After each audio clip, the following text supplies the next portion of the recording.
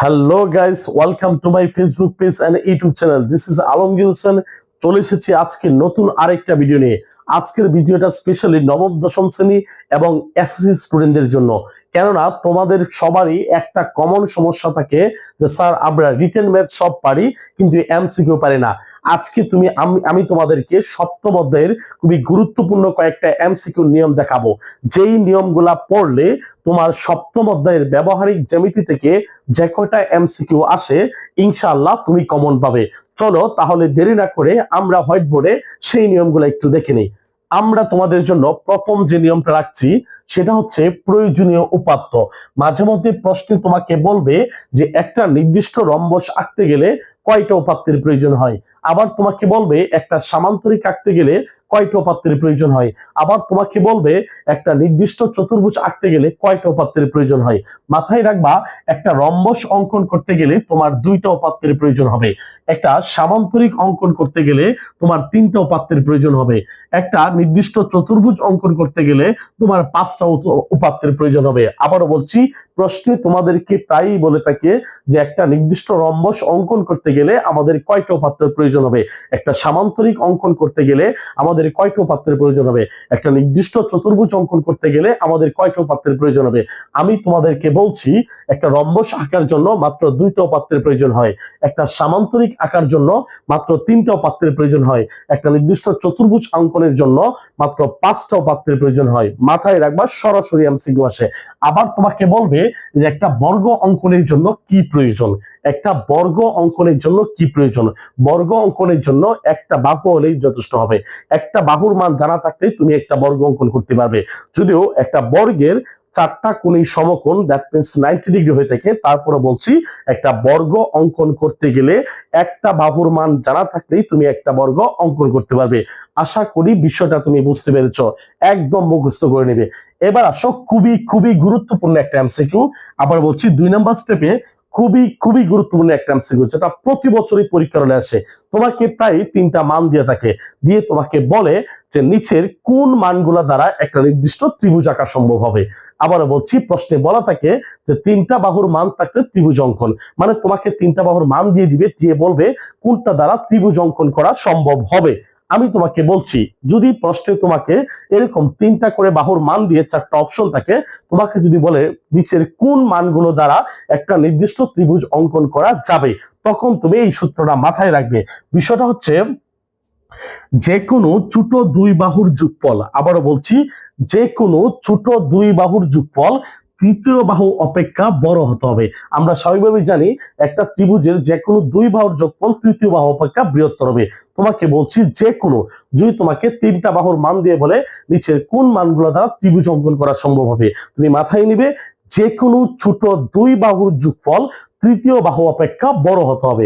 যেমন আমরা যদি দেখি, আমাদের 1 নম্বর অপশনের প্রশ্নে বলা আছে, ক নম্বর অপশনে 5 6 12 বলা আছে 5 6 12। তাহলে আমরা দেখি যে এখানে কোন অপশনটা দ্বারা একটা ত্রিভুজ অঙ্কন করা সম্ভব হবে। তাহলে দেখো 5 আর 6 কত হচ্ছে 11। শর্ত ছিল তৃতীয় বাহুর চেয়ে বড় হবে, না এটা হয় নাই। তাহলে চলো পরের অপশনটা দেখি। পরের দুইটা ছোট বাহু কত, 4 আর 5। 4 আর 5 যোগ করলে কত হয়, 9। তৃতীয় বাহুটা কত, 9। সমান হয়ে গেল। সমান হয়ে গেলেও হবে না, কথা ছিল যে কোনো দুই বাহুর যোগফল তৃতীয় বাহু অপেক্ষা বড় হতে হবে। সো এই অপশনটাও কারেক্ট হয়নি। 3 নম্বর অপশনে বলা আছে 6 7 or 16। তাহলে আমরা যদি 6 আর 7 যোগ করি তাহলে মানটা দাঁড়াচ্ছে কত, 13। 16 থেকে কি বড় হইলো, না হবে না এটা। আমরা 4 নম্বর অপশনে যদি কি, এটাও হবে না। 5 আর 3 কত, 8। আমাদের তৃতীয় বাহুটা কত, 6, অবশ্যই 6 থেকে বড় 8। আবার বলছি 5 আর 3 কত, 8।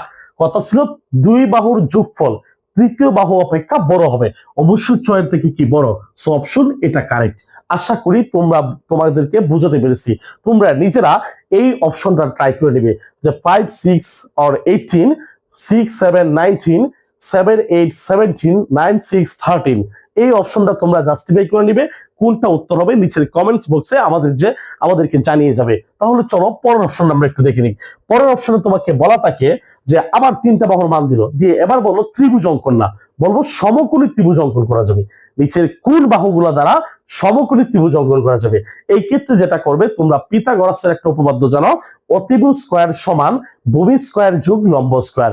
তোমরা যে কাজটা করবে, আমি শর্টকাট বলছি, তৃতীয় বাহুটা দ্যাট মিন্স বড় বাহু যেটা আছে এটাকে স্কোয়ার করবা, এটা হচ্ছে অতিভুজ, এটাকে স্কোয়ার করবা, করার পরে বাকি দুইটা বাহুর স্কোয়ারের দ্যাট মিন্স বর্গের যোগফল দেখবা এটার সমান হয় কিনা, তাহলেই হবে এটা সমকোণী ত্রিভুজ অঙ্কন করা যাবে। তাহলে এই যে বলা আছে সমকোণী ত্রিভুজ অঙ্কনের ক্ষেত্রে অতিভুজ স্কোয়ার সমান ভূমি স্কোয়ার যোগ লম্ব স্কোয়ার 357। আমরা দেখি 7 7 কত 49, 5 5 25, 3 3 9, তাহলে 25 যোগ 9 এখানে কি 49 হবে?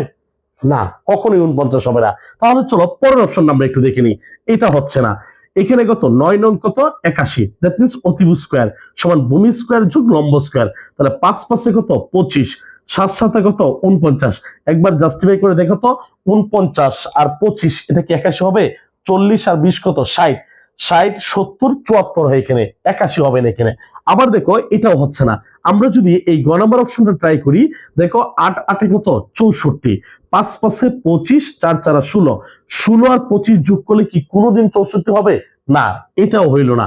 আমরা এটা দিকে একটু 10 2 কত 100, তাহলে চলো 8 8 কত 64, 6 6 কত 36, এই দুটা যোগ করে যদি 100 হয় তাহলে এটা কারেক্ট হবে। তাহলে দেখি 60 আর 30 কত 90, 6 আর 4 কত 10, that means 100 is equal to 100। এটা দ্বারাই একটা সমকোণী ত্রিভুজ অঙ্কন করা সম্ভব হবে। আশা করি তোমাদেরকে বোঝাতে পেরেছি। সপ্তম অধ্যায়ের ব্যবহারিক জ্যামিতি থেকে যদি কোনো এমসিকিউ আসে, এই 3-4টা নিয়ম আছে, এখান থেকে কোনো একটা এমসিকিউ আসবে। সো সপ্তম অধ্যায়ের এমসিকিউতে যদি তোমার সমস্যা থাকে, এই 3-4টা নিয়ম তুমি অবশ্যই মুখস্থ করে নাও। পরীক্ষা হলে ইনশাআল্লাহ তুমি অবশ্যই একটা কমন পাবে। তাছাড়াও এমসিকিউ বা রিটেনের কোন অনুশীলনীর কোন অধ্যায়ের তোমার সমস্যা আমাদেরকে জানিয়ে যাও, আমরা তোমার চাহিদা অনুযায়ী ভিডিও দেওয়ার চেষ্টা করব। সো আমাদের ভিডিওগুলো যদি তোমাদের ভালো লাগে থাকে অবশ্যই আমাদের চ্যানেলটা সাবস্ক্রাইব করে রাখবে, প্লাস আমাদের পেজটা ফলো দিয়ে রাখবে। সেই পর্যন্ত ভালো থাকবে। আসসালাম।